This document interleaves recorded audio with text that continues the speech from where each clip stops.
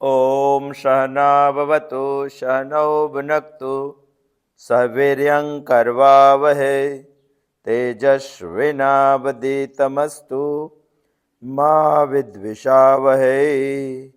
ओम शांति शांति शांति। आज छत्रपति शिवाजी महाराज की जन्म जयंती है। करीबन उन्हें 400 साल हो गए। 1630 में उनका जन्म हुआ था। उसको इसलिए याद करते हैं कि उन्होंने हमें एक स्वराज का मंत्र दिया था। स्वराज बनाना इसीलिए चाहते थे कि हम स्व का अध्ययन कर सके। यदि परधर्मी हम पे शासन करेगा तो हम हमारे शास्त्रों का अध्ययन नहीं कर पाएंगे, और शास्त्रों का अध्ययन नहीं कर पाएंगे तो हम क्या है वो स्व को हम नहीं समझ पाएंगे। बहुत अच्छा काम उन्होंने जब शुरुआत की तभी किया था। सिर्फ अखंड भारत की रचना करना वही कल्पना नहीं थी, इसमें स्वराज होना चाहिए, यानी हम पढ़ सकने चाहिए। बाकी ऐसे शासक यहाँ जन्म लिए थे, यहाँ बने थे, जिन्होंने खुद के भाई को भी मार दिया था, जो उपनिषद पढ़ रहा था, जो गैर हिंदू था, जो मुस्लिम था। उसी काल में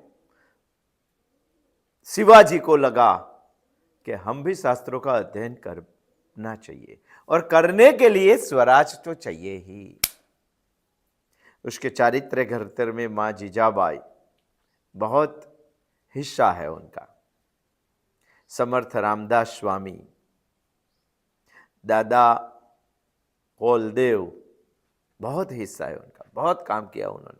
एक ने शस्त्र पढ़ाया, एक ने आध्यात्म सिखाया, एक ने वृत्ति का घरतर किया।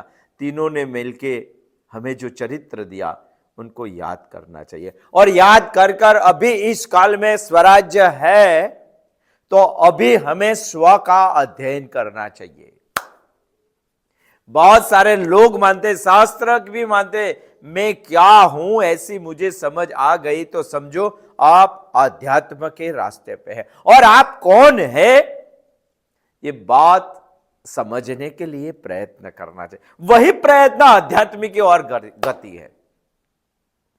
आध्यात्म की ओर हमें कैनो उपनिषद वही तो करवा रहा है। प्रश्न से शुरू होता हुआ कैनो उपनिषद, देखो अभी दोनों में साम्य है। श्रीमद् भगवत गीता का चिंतन भी हमें चल रहा है। उसमें तीसरा अध्याय कर्मयोग, कर्मयोग की शुरुआत भी प्रश्न से है। कैनो उपनिषद की शुरुआत भी प्रश्न से है।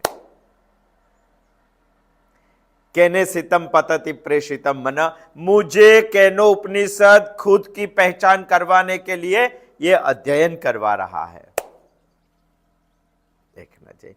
प्रत्युत्तर देने का प्रयत्न भी किया, और इसका प्रत्युत्तर सही है कि नहीं इसके लिए उन्होंने एक आगम वाक्य भी बता दिया। अन्य देव तद विदितात अथो अविदितात अधि। 3 मंत्रों में बहुत सारी बात कैनो उपनिषद ने बता दी है, 3 ही मंत्रों में। मगर 3 मंत्र बताने के बाद 3 बातें उनको स्पष्ट करनी थी, इसलिए उन्होंने 4 से 8 यानी 5 मंत्र की बात की है। 4 से 8 कौन सी बात क्लियर करनी थी? उन्होंने एक बात ये करनी थी कि हम बहिर्मुख तो बहुत हो चुके हैं, इसी स्वराज्य में हम स्व की पहचान करने वाले बनने चाहिए, यानी अंतर्मुख होने चाहिए। इसके लिए 4 से 8 तक का मंत्र कैनो उपनिषद ने बताया है। सिर्फ अंतर्मुख नहीं, उन्होंने आगे बताया चक्षुश्च चक्षुर अतिमुच्य धीराहा। वो क्या चीज है?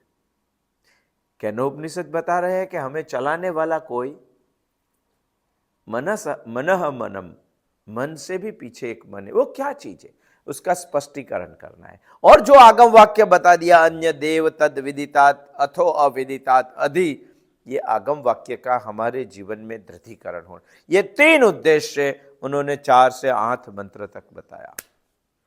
यत वाचा अनभ्युदितम येन वाक अभ्युद्यते, ये चौथे मंत्र में बताया। यानी वाणी ब्रह्म तक पहुंचती नहीं है, मगर वाणी जिस ताकत से प्रकट हो रही है वही ब्रह्म है, ऐसा तो जान ले। वाणी माने कर्मेंद्रिय का द्योतक स्वरूप वाक शब्द प्रयोग किया है केनोपनिषद ने। हमें समझना चाहिए वाणी यानी सभी कर्मेंद्रिया। हम सभी कर्मेंद्रिया इकट्ठी करेंगे फिर भी ब्रह्म तक नहीं पहुंच पाएंगे, मगर कर्मेंद्रिया जिनसे चलती है वो है ब्रह्म, ऐसा हमें जानना चाहिए। तदेव ब्रह्मत्वम विद्धि नेदम यदिदम उपासते। दूसरे मंत्र में बताया यत मनसा न मनुते ये न रहो मनोमतम। मन यानी अंतःकरण, पूरा अंतःकरण इकट्ठा होगा, मन बुद्धि चित्त अहम ये सब इकट्ठे हो जाएंगे, फिर भी ब्रह्म तत्व को नहीं जान पाएंगे। मगर ये पूरा अंतःकरण जिन शक्ति से चलता है वही ब्रह्म है, ऐसा तुझे समझना चाहिए। तदेव ब्रह्मत्वम विद्धि नेदम यदिदम उपासते। उपनिषद हमें स्व को पहचानने के लिए स्वराज की भूमि पर अंतर्मुख करना चाहता है, इसीलिए 4 से 8 मंत्र हमें बताए। अभी हम छठा मंत्र देख रहे, चौथा पांचवा देख लिया, अभी छठा मंत्र देख रहे। यत् चक्षुषा न पश्यति येन पश्यति येन चक्षुषी पश्यति तदेव ब्रह्मत्वं विद्धि नेदम यदिदम उपासते। यत् चक्षुषा न पश्यति येन चक्षुषी पश्यति तदेव ब्रह्मत्वं विद्धि नेदम यदिदम उपासते। हमारी चक्षु यानी सभी ज्ञानेंद्रियों के बारे में उपनिषद बता रही है। हमारी सभी ज्ञानेंद्रियां इकट्ठी होगी फिर भी ब्रह्म को हम नहीं जान पाएंगे, मगर ज्ञानेंद्रियां जिन ताकत से चलती है, जिन शक्ति से, जिन चैतन्य से चलती है वो है ब्रह्म, ऐसा तुझे समझना चाहिए। तदेव ब्रह्मत्वम विद्धि नेदम यदिदम उपासते। क्या है चक्षु? चक्षु में कितनी समर्थता है। इस दुनिया का सत और असत समझने के लिए चक्षु हमारी समर्थ नहीं है, वो बात गत बुधवार को हमने देखी थी। मगर इतना तो हम समझ सकते हैं कि हमें अध्यात्म की ओर जाना है तो चक्षु ब्रह्म को नहीं जान पाती है, मगर इतना तो दुनिया का कोई भी इंसान समझ सकता है कि हमारी चक्षु किनके सहारे चल रही है। उपनिषद ने प्रत्युत्तर दे दिया कि हमारी चक्षु ब्रह्म के सहारे चल रही है, ईश्वर के सहारे हमारी आंख चल रही है, इंसान की आंख ईश्वर के सहारे चल रही है, ऐसा उपनिषद ने हमें बता दिया।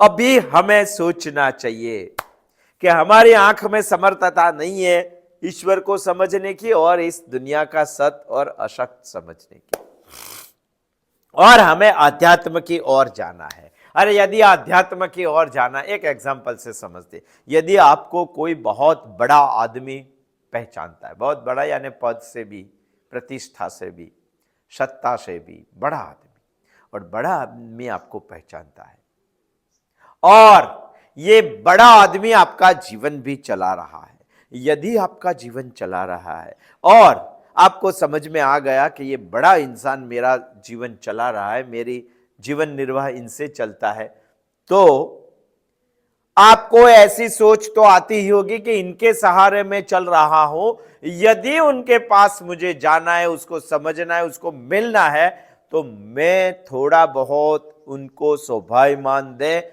ऐसा बन सकना चाहिए। गंदे तूते फूटे कपड़े पहनकर 3 दिन से स्नान नहीं किया है, ऐसा गंदा शरीर लेके आपको चलाने वाले बड़े इंसान को मिलने के लिए आप जाएंगे क्या? नहीं जाएंगे। सोचना चाहिए। वैसे ही आपको सोचना चाहिए, कहने से तम पतति प्रेषितम मनहा यत् चक्षुषा न पश्यति, ये आंख तो ब्रह्म को नहीं देख सकती है, उपनिषद ने हमें बता दिया।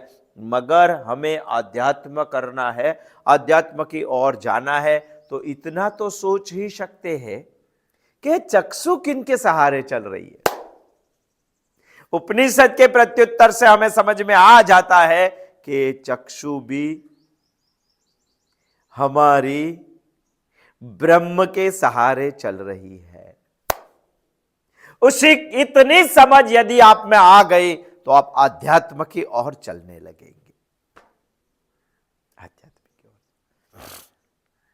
आध्यात्म कभी भी कृपा साध्य नहीं है। किसी ने कृपा कर दिया, आपके सर पे बड़े आदमी ने हाथ रख दिया, महात्मा ने, और आपका आप में अध्यात्म आ गया, ऐसी बात नहीं है। ये बात हमें बहुत स्पष्ट समझ लेनी चाहिए कि आध्यात्म हर एक की साधना सिद्धि है, कृपा सिद्धि नहीं। ईश्वर भी यदि कृपा करे तो आध्यात्म हम समझ लेंगे, ऐसा नहीं है। हमें साधना करनी ही पड़ेगी। सिर्फ नाम जाप इस दुनिया में कुछ नहीं करेगा।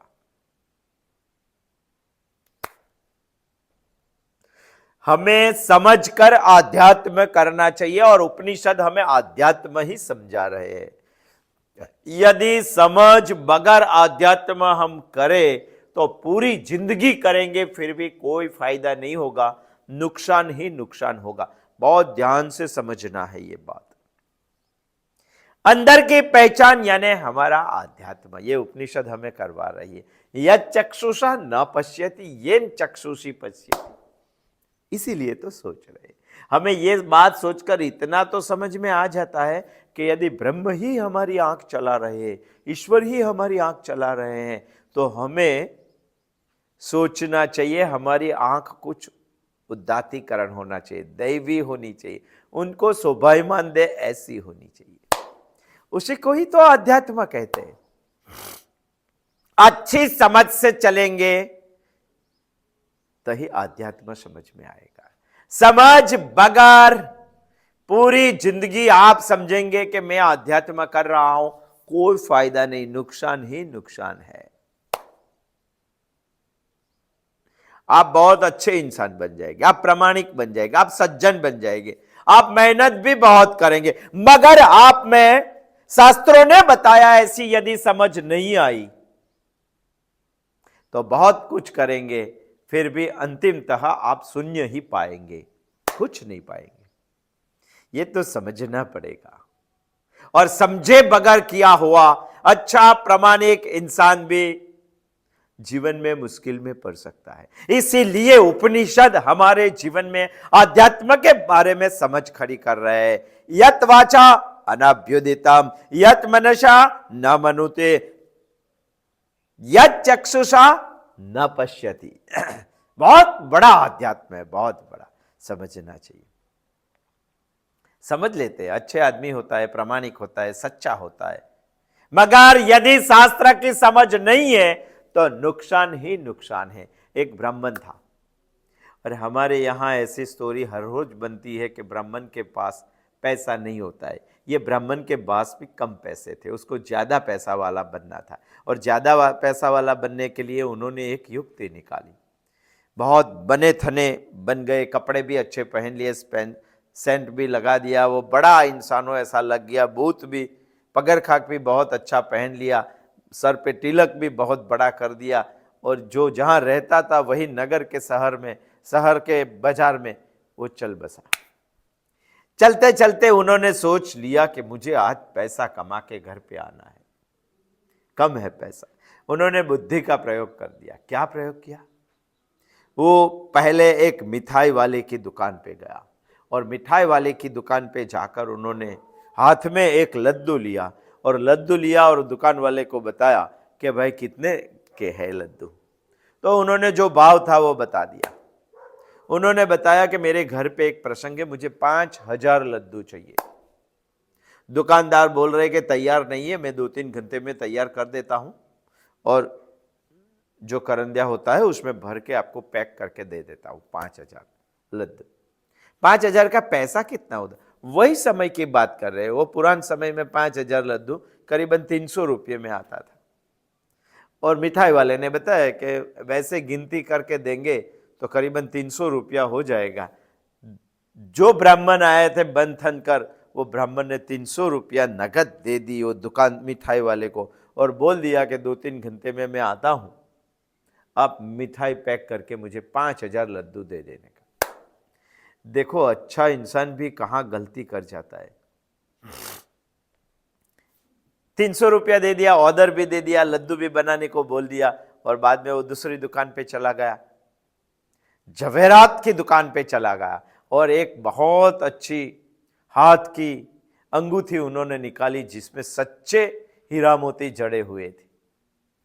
और सच्चे हीरा मोती उसी टाइम की बात कर रहे हैं, पुरान काल की। तभी ये वित्ती करीबन 5,000 रुपये में आती थी। उन्होंने दुकान, अच्छे कपड़े थे इसलिए झवेरी ने तो देख लिया को बड़ा आदमी होगा, तिलक बिलक किया था, कपड़ा पहने थे, अच्छे सेंट लगाया था, तिलक भी लगाया था और ऐसा लगता है कोई अच्छा इंसान, बड़ा इंसान हमारी दुकान पे आ गया। झवेरी तो खड़ा हो गया, उन्होंने सब चीज बताने की शुरुआत की। उसमें से एक महंगी अंगूठी उन्होंने पकड़ ली और बताया कि कितने की होती है देखिए। तो वो बोलता है कि 5,000 रुपये की। थोड़ी बातचीत हुई, बाद में वो ब्राह्मण ने बताया कि मैं कल आके ले जाऊंगा। तो कि कल क्यों? क्योंकि मैं पैसा घर पे भूल गया। झवेरी ने लगा कि इंसान प्रामाणिक लगता है। उन्होंने बताया कि घर में भूल गए तो क्या होगा, आप ले जाओ, कोई बात नहीं, कल देके जाने का पैसा। और ब्राह्मण ने बताया कि नहीं, मैं उधार नहीं लेता हूं, मैं नगद ही लेता हूं। मगर एक काम कर सकते आप, आपके कोई आदमी को भेज दिए, मैं यहां यही बाजार में दूसरी दुकान से पैसा दिलवा देता हूं। तो सेठ ने बताया उसमें कौन सी बुरी बात है, मैं मेरे प्रामाणिक सच्चा सज्जन एक नौकर है उसको भेजता हूं साथ में। वो सज्जन था, प्रामाणिक था, पूरी बात उन्होंने समझी नहीं और वो नौकर उनके साथ लेने के लिए चले गए। आगे से जिन्होंने अंगूठी तो हाथ पे पहन ली थी, आगे ब्राह्मण और पीछे वो नौकर एक मिठाई वाले की दुकान पे जाके खड़े हो गए और ब्राह्मण ने बता दिया कि सेठ, मैंने बोला था वैसे 5,000 गिन के उनको दे देने का। मिठाई वाले ने बताया कि जी सर। और नौकर को ब्राह्मण ने बताया कि देखो ये 5,000 आपको अभी आधे घंटे में गिन के दे देंगे, मैं निकलता हूं, मुझे जल्दी है घर पे पहुंचने की। तो नौकर ने बोला कि जी सर। ब्राह्मण तो चला गया, एड्रेस नहीं, फोन नंबर नहीं, ठिकाना नहीं, नाम नहीं, कुछ पता नहीं। और वो प्रामाणिक इंसान, सज्जन इंसान, सच्चा इंसान खड़ा रहा 5,000 लेने के लिए। बात क्लियर नहीं की कि यहां पैसों की बात होती है या लड्डू की बात। शास्त्र में भी इन सारे दुनिया में बहुत सारे लोग हैं, स्पष्ट नहीं करते, पूर्ण समझते नहीं है। आया लौटा दिया, आया लौटा दिया, ऐसा ही चलता है। पूरी समझ नहीं है उसको, स्पष्टता नहीं है उसको, क्लियर नहीं है। कुछ भी आता है, कुछ भी अरे सारी जिंदगी नहीं, 100 जन्म तक आप नाम जाप करेंगे मगर इसके पीछे का अर्थ नहीं समझेंगे, शास्त्र क्या बता रही है तो समझ में नहीं आएगा। ब्राह्मण चला गया, आधे घंटे के बाद वो मिठाई वाले ने तो एक करंदिया भर के वो नौकर को दे दिया कि भाई ले जाओ, जो बोल के गए 5,000 रुपया। तो नौकर ने बताया कि ये क्या चीज है? तो उन्होंने बताया कि लड्डू, 5,000 लड्डू का उन्होंने ऑर्डर दिया था, आपको दे रहा। तो मुझे लड्डू नहीं चाहिए, मुझे पैसा चाहिए, मुझे पैसों की बात मेरे साथ नहीं हुई है, मिठाई वाले ने बताया। ये नौकर तो हैरान परेशान होकर अपने सेठ के पास आ गया। सज्जन था तो अभी क्या हो गया, प्रामाणिक था तो अभी क्या हो गया, साधना कर रहा है फिर भी क्या हो गया, उसमें पूरी समझ नहीं है, विवेक बुद्धि नहीं है कि उसको पूछना चाहिए कि 5,000 क्या देने वाले हैं। इसीलिए शास्त्रों को पूरा नहीं समझे। अविधि हुतम भस्मीभूतम भवति। यदि शास्त्र ने बताया उसी ढंग से हमें समझने का प्रयत्न नहीं किया तो भस्मीभूत हो जाएगी। तस्मात् शास्त्र प्रमाणन्ते कार्या कार्य व्यवस्थितो। श्रीमद् भगवत गीता भी यही बता रही है। हमने उपनिषद वही बता रहा है। यदि ये इसीलिए तो उपनिषद का अध्ययन करना चाहिए, इसीलिए तो इस देश में स्वराज चाहिए उपनिषद का अध्ययन करने लिए, इसीलिए तो छत्रपति शिवाजी को हमें याद करना चाहिए, संभाजी महाराज को भी याद करना चाहिए। केनो उपनिषद हमें समझा रहा है कि ईश्वर का दार नहीं रखना, ईश्वर हमसे दूर नहीं है, ईश्वर हमसे दूसरा नहीं है, ईश्वर को मिलने में देर नहीं है, ईश्वर हमारे पास है, ईश्वर हमारे भीतर है। वही है सच्चा अध्यात्म। और ये अध्यात्म को समझकर आप दूसरी कौन सी भी बात करेंगे तो परिणाम मिलेगा। इसको बात करके बहुत सारी बातें इस दुनिया में आप करेंगे, उपवास करेंगे, एकताना करेंगे, मंदिर जाएंगे, घंट बजाएंगे, दिया जलाएंगे, शिवलिंग पर अभिषेक करेंगे, पूजा पाठ करेंगे, नाम जाप करेंगे, इसमें बहुत कुछ कर लिया, फिर भी परिणाम शून्य आएगा यदि आप अध्यात्म नहीं समझे तो। कैनो उपनिषद का यह अध्यात्म हमें समझना चाहिए, ईश्वर का डर नहीं, ईश्वर हमसे दूर नहीं, ईश्वर को मिलने में देर नहीं, ईश्वर हमसे दूसरा नहीं, ईश्वर हमारे पास है, ईश्वर हमारे भीतर है। यही बात बता रहा है कैनो उपनिषद का ये छठा मंत्र, यक्षुषे न पश्यते ये न चक्षुषे पश्यति तदेव ब्रह्मत्वं विद्धि नेदम यदेदम उपासते। इसीलिए हमें सोचना चाहिए कि हमारी आंख को, शास्त्र बता रहा है ईश्वर सर्वव्यापक है, यदि ईश्वर सर्वव्यापक है तो हमारी आंख से दिखाई क्यों नहीं देता है? आंख से इसीलिए दिखाई नहीं देता है कि हम सब जगह पे ईश्वर ढूंढ रहे हैं। सब जगह पे ढूंढने की जरूरत नहीं है, ईश्वर को हमारी आंख के दोड़े में बैठा देना चाहिए। यदि बैठा दिया तो हमारी आंख पूरी दुनिया में ईश्वर ही देखेगी। एक राजा मंत्री की बात है, राजा ने मंत्री को ऑर्डर की दिया कि हमें पूरी सृष्टि हरी हरी दिखाई देनी चाहिए, कलर लाइए और सबको लगा दीजिए। मंत्री ने बता दिया कि कलर लगा के पूरी दुनिया को बदलने की कोशिश मत कीजिए, बहुत खर्चा होगा, हमारा राज खजाना खत्म हो जाएगा। मगर एक 2 पैसा का उपाय है, यदि आपने कर दिया तो पूरी दुनिया हरी हो जाएगी। क्या उपाय है? मंत्री ने हरे कांच वाले चश्मे बनाकर राजा जी को पहना दिया और बताया कि देखिए, राजा ने बोल दिया सही बात है, पूरी दुनिया हरी हो गई। 2 आंख के प्रोटेक्शन। यदि मुझे ईश्वर का सर्वव्यापक देखना है तो मेरी आंख की किकी में ईश्वर बैठ जाना चाहिए। यदि इसमें ईश्वर बैठ गया तो पूरी दुनिया में मुझे ईश्वर दिखाई देगा। मगर बैठाने के लिए आंख ऊपर कौन सी ट्रीटमेंट करनी वो मालूम है आपको? यत वाचा अनभ्युदितम, वाणी से ईश्वर को नहीं देख पाते, मगर वाणी ईश्वर से चलती है। वो बात तो सही है, यदि चलती है तो वाणी को ऐसे बनाओ जो ईश्वर को पहचान पाए। यत मनसा न मनुते, सही है, मन से ईश्वर का मनन नहीं हो सकता है, मगर मन ईश्वर से मनन कर रहा है, वो बात मालूम है आपको? तो मन के कोई प्रोसेस करनी चाहिए जो ईश्वर का मनन करते करते ईश्वर जिससे मनन कर रहा है वो ईश्वर को समझ सके। यत् चक्षुषा न पश्यति, वो मालूम है आंख नहीं देख सकती, मगर आंख किसी ताकत से देख रही है। वो समझने के लिए आंख ऊपर प्रक्रिया करनी चाहिए। इसीलिए नरसिंह मेहता बोल रहे अखिल ब्रह्मांड मां एक तुरु श्री हरि जुजवे रूपे अनंत भाषे। बहुत बड़ा कवि, उसकी आंख में ईश्वर था। मेरी आंख में भी ईश्वर आना चाहिए तो मुझे इसके ऊपर कोई प्रक्रिया करनी चाहिए। क्या प्रक्रिया करनी चाहिए? पहली प्रक्रिया है, क्योंकि मुझे आंख का उदात्तीकरण करना है। आंख का उदात्तीकरण करना है तो उसमें पहले कारुण्य दर्शन होना चाहिए। वो हमें समझना चाहिए कारुण्य दर्शन क्या चीज है।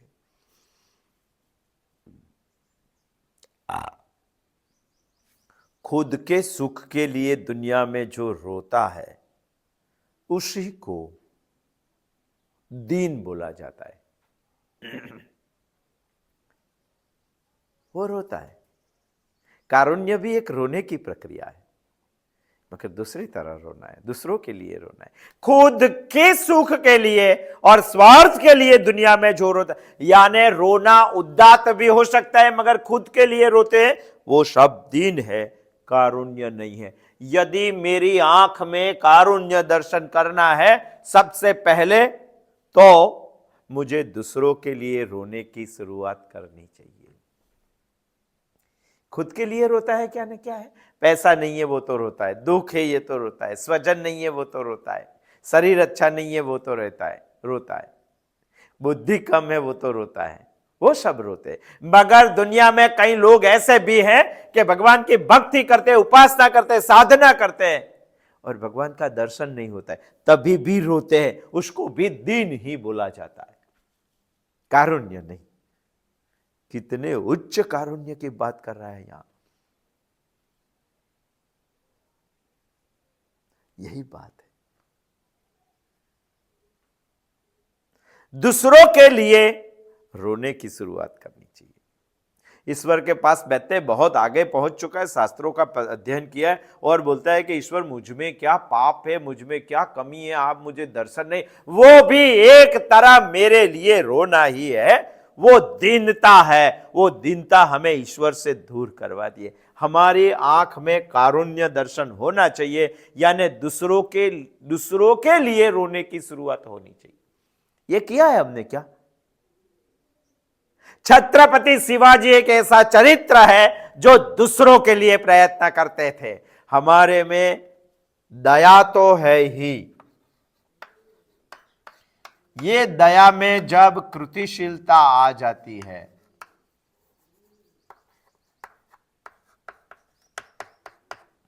तभी इसको कारुण्य बोला जाता है। ये आती है क्या? सिर्फ ये रहेगी तो नहीं चलेगा। हम सोचते कि पूरी दुनिया का जीवन ईश्वर चला रहा है, इंसान का, पूरी दुनिया के इंसानों का जीवन ईश्वर ही चला रहा है, मगर किसी को समझ में ही नहीं आते हैं क्योंकि उपनिषद नहीं पढ़ रहे। ऐसा बोलेंगे तो हम यहां तक पहुंचे, मगर इनके लिए कुछ करना है किया तो आप वहां तक पहुंचेंगे। ये दोनों को यदि आपने इकट्ठा कर लिया तो यहां तक पहुंचेंगे। स्वराज्य की कल्पना तो बहुत लोगों की थी, मगर पूरा जीवन देने की ताकत सिर्फ शिवा में थी। इसीलिए छत्रपति शिवाजी, इसीलिए उनको याद करना चाहिए। कारुण्य था उनकी नजर में। उनके गुरु थे समर्थ रामदास स्वामी। एक बार रामदास स्वामी की उम्र हुई, शादी के, लग्न के, विवाह करने की उम्र हुई। उनका विवाह हो रहा था, उसकी मां भी उसके साथ में बैठी थी, मां भी। विवाह चल रहा था और ब्राह्मण ने एक मंत्र बोल दिया, कन्या पधराइए सावधान। तो समर्थ रामदास स्वामी सप्तपदी में से खड़े हो गए और खड़े होकर भागने लगे। बहुत सारे लोगों ने पकड़ा, उसकी मां ने भी पकड़कर बताया कि आप क्यों रो रहे, क्यों भाग रहे? तो उन्होंने बताया, आई चिंता कर तो विश्वांची, મને મારી ચિંતા નથી, મને વિશ્વની चिंता છે કે એનું શું થશે, એના માટે મારે હવે ડાયરેક્ટ સંન્યાસમાં જવું છે। આઈ ચિંતા કરતો વિશ્વાંચી, અને ચિંતા કરતો વિશ્વાંચીનો જ શિષ્ય છત્રપતિ શિવાજી। બીજાના માતે દયા ઊભી થાય, આ સહજતા છે, કૃતિશીલતા ઊભી થાય તો કારુણ્ય બને, અને આવું જ કારુણ્ય જીવનમાં કંઈક કરી શકે છે। हमें कारुण्य आना चाहिए इस दुनिया पे कि ईश्वर सबके साथ है। ईश्वर सबके साथ है, फिर भी इंसान निम्न क्यों? यदि ये समझ में आ गया तो समझ लो आप यहां तक पहुंच गए।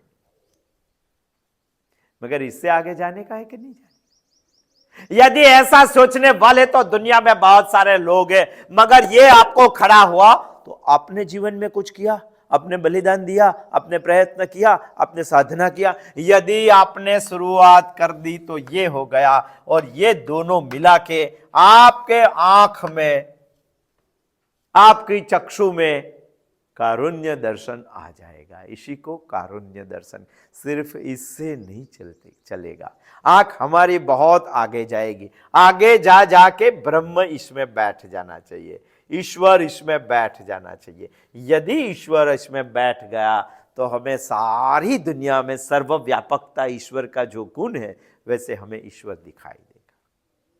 यत् चक्षुषा न पश्यति येन चक्षुषि पश्यति तदेव ब्रह्मत्वं विद्धि नेदम यदीदम उपासते। एक बात सही है कि हमारी चक्षु ईश्वर के सहारे चल रही है। यदि ईश्वर के सहारे चल रही है तो हमें सब जगह पे ईश्वर दिखाई देना चाहिए। यदि हमें ईश्वर को सभी जगह पे देखना है तो आंख ऊपर कोई प्रक्रिया करनी पड़ेगी। यदि हमें यहां से शुरुआत करनी है तो बेस उनका ये है कि उसमें कारुण्य दर्शन आना चाहिए और बहुत सारी बातें आनी चाहिए और क्या दर्शन करना चाहिए आंख को, और बाद में आंख हमारी यहां ईश्वर बैठेगा, सारी दुनिया में ईश्वर दिखाएगा उसको। आस चास पास मां विश्वपति नो वास, तभी हमें समझ में आ जाएगा। ये समझ में आ जाएगा अखिल ब्रह्मांड मां एक तो श्री हरि जुझवे रूपे अनंत भाषे। ये समझने के लिए यहां ईश्वर बैठना चाहिए। यहां ईश्वर बैठाने के लिए ये प्रक्रिया में से हमें पसार होना है। ये प्रक्रिया में पहली एक प्रक्रिया है कारुण्य दर्शन। कारुण्य दर्शन तभी आता है, ये तो सब में आ जाता है, खुद के लिए नहीं दूसरों के लिए आनी चाहिए, मगर दूसरों के लिए ये और ये दोनों बात आनी चाहिए, तभी कारुण्यता आ सकती है। छत्रपति शिवाजी महाराज के जीवन में हमें ये दोनों बातें दिखाई दे रही है। इसको नमस्कार करके आगे की बात आने वाले बुधवार को आएंगे और देखेंगे। अस्तु। जय श्री कृष्ण।